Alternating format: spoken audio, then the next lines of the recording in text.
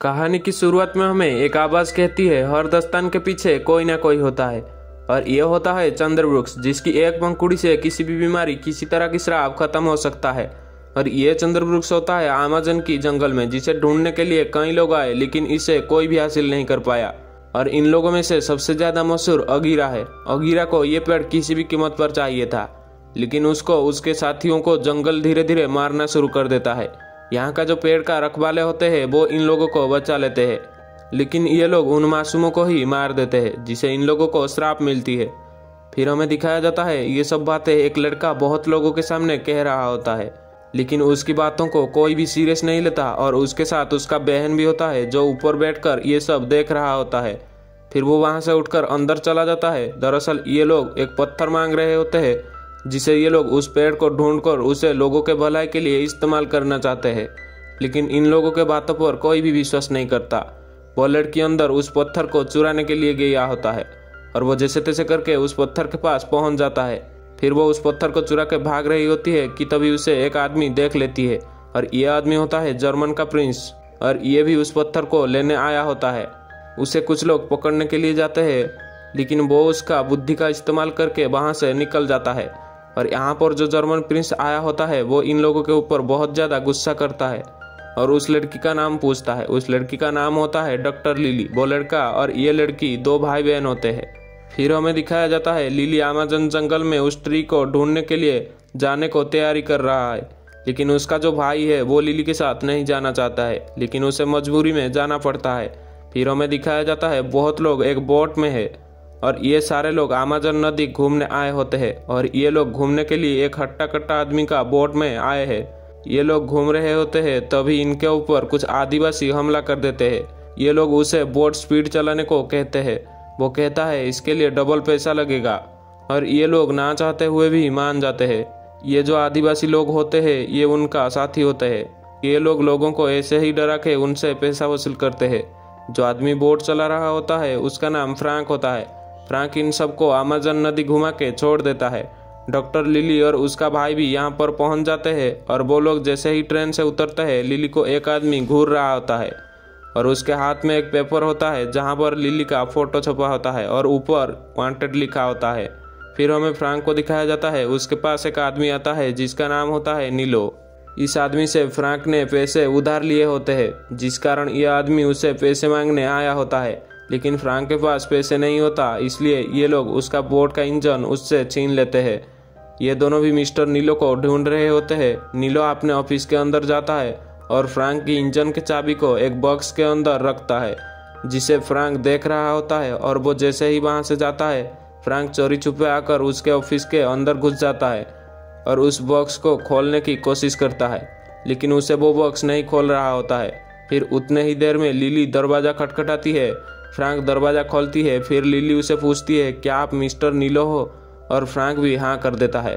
Frank lily से वो बक्सा खुलवा लेती है। फिर ये दोनों बाहर आकर डील करते हैं, और फ्रैंक 20,000 में मान जाता है। लिली का भाई उतने ही देर में असली नीलो को लेकर आता है, जिससे फ्रैंक पकड़ा जाता है। और उतने में यहाँ पर एक जागवार आकर हमला कर देता है, जिसके साथ फ्रैंक ने फाइट करता है और उसे एक खिड़की से बाहर फेंक देता है, जिसे देखने के बाद लिली उसके साथ जाने के लिए तैयार हो जाता है। दरअसल ये जो जागवार होता है ये फ्रैंक का होता है, और फ्रैंक इसलिए वहां पे जाने के लिए मान जाता है क्योंकि उसने लिली के गले में वो लॉकेट देख लिया होता है। फिर ये लोग अमेज़न नदी के लिए निकल रहे होते हैं, तभी लिली को चुपके से कुछ लोग एक पिंजरा के अंदर कैद करके ले जाते हैं, लेकिन लिली एक पिन की सहायता से उस पिंजरे की ताले को खोल चुका होता है। एक आदमी जैसे ही उस दरवाजे को खोलने के लिए जाता है, वो उसे एक किक मारती है, जिससे वो दूर जाकर गिरता है। यहाँ पर फ्रैंक भी आकर पहुंच जाता है। फिर ये दोनों उन लोगों के साथ फाइट करके यहाँ से निकल जाते हैं। ये लोग होते हैं उस जर्मन प्रिंस का, जो किसी भी कीमत पर उस फूल को हासिल करना चाहता है। ये उस फूल को वर्ल्ड वार जीतने के लिए पाना चाहता है। ये लोग जा ही रहे होते हैं कि उनके ऊपर उस जर्मन प्रिंस का एक बड़ा सा सबमरीन हमला कर देता है, लेकिन ये लोग भी बड़ी चालाकी से वहां से भाग जाते हैं। फिर ये लोग जा रहे होते हैं, इनके रास्ते में बहुत सारे डॉल्फिन आते हैं। इन डॉल्फिन को देखने के बाद लिली बहुत ज़्यादा खुश हो जाती है। फ्रैंक उसे कहता है इन डॉल्फिन के आंखों में नज़र मत मिलाओ, और तुम इन डॉल्फिन के आंखों में नज़र मिलाते हो तो तुमको बुरे सपने बहुत ज़्यादा तरस आएगी। लेकिन लिली उसके बात पर विश्वास नहीं करता है। थोड़ी देर बाद लिली एक कैमरे से वीडियो रिकॉर्डिंग करता है, जिसे देखने के बाद फ्रैंक बहुत ज़्यादा हैरान हो जाता है। फ्रैंक ने पहले कभी ऐसी कैमरा नहीं देखा होता है। फिर इनके रास्ते में 2 रास्ते आते हैं। फ्रैंक कहता है हमें इस तरफ जाना चाहिए, लेकिन लिली कहता है हमें दूसरी तरफ जाना चाहिए। फ्रैंक कहता है उस तरफ पानी का ज़्यादा बहाव है, लेकिन लिली उसके बातों को नहीं मानता। फिर ये लोग उसी रास्ते पर ही चलते हैं। शाम हो जाता है और ये लोग एक जगह पे रुकते हैं। वहाँ पर ये लोग मछली पकड़ के खाते हैं और रात बिताते हैं। फिर ये निकल पड़ते हैं अपने सफ़र पर। अब इन लोगों के सामने होता है तेज बहाव वाला गहरा खाई, जिसे ये लोग बहुत ज़्यादा मुश्किल से पार करते हैं। फिर हमें दिखाया जाता है कुछ लोग एक गुफा के अंदर उतर रहे होते हैं। यह होता है उस जर्मन प्रिंस, ये यहाँ पर अगीरे को जगाने आया होता है। फिर ये उसके ऊपर नदी का पानी डालते हैं, जिससे उसके अंदर से 2 सांप निकलते हैं।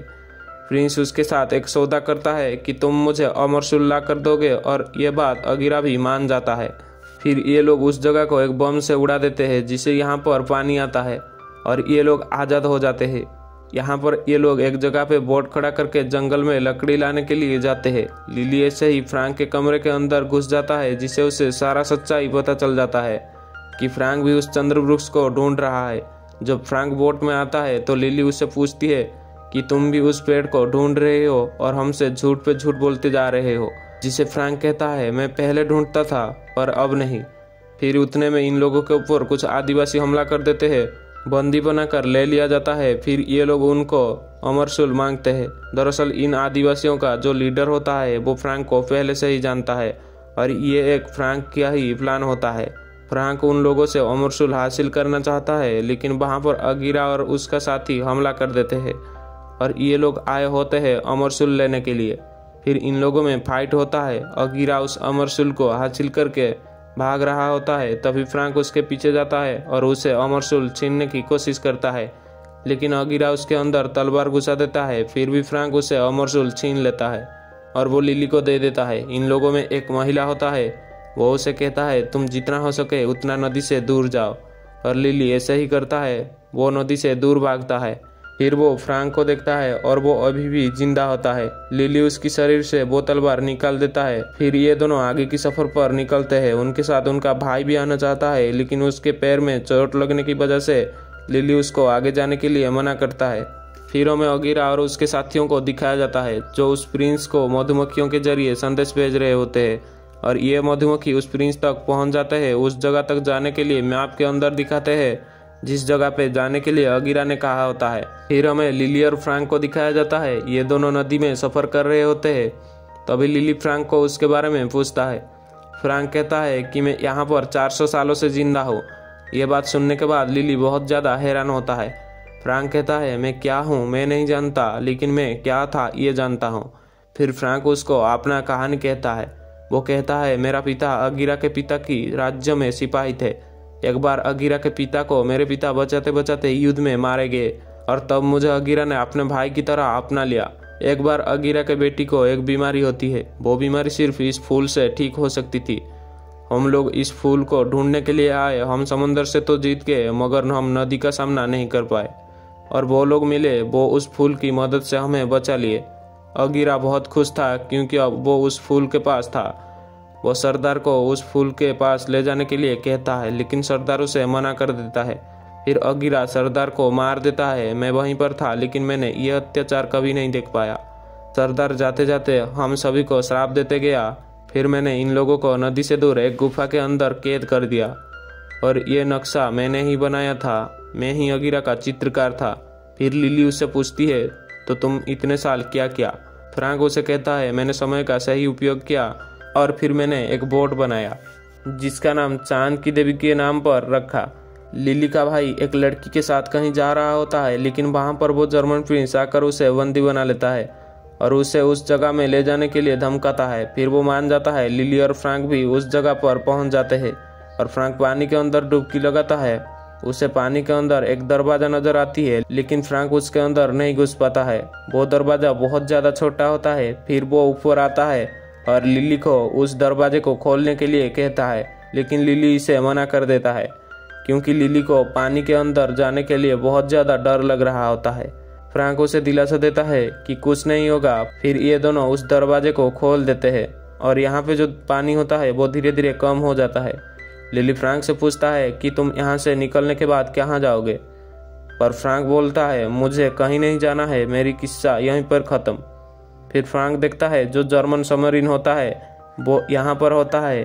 फिर वो प्रिंस इन लोगों को बंदी बना लेता है और इनसे अमरशूल छीन लेता है। ये लोग लिली को साथ में ले जा रहे होते हैं। फ्रैंक कहता है इसके बारे में मुझसे ज़्यादा और कोई नहीं जानता। फ्रैंक कहता है इसके बदले मुझे एक पंखुड़ी चाहिए। लिली भी कहता है मुझे भी एक पंखुड़ी चाहिए।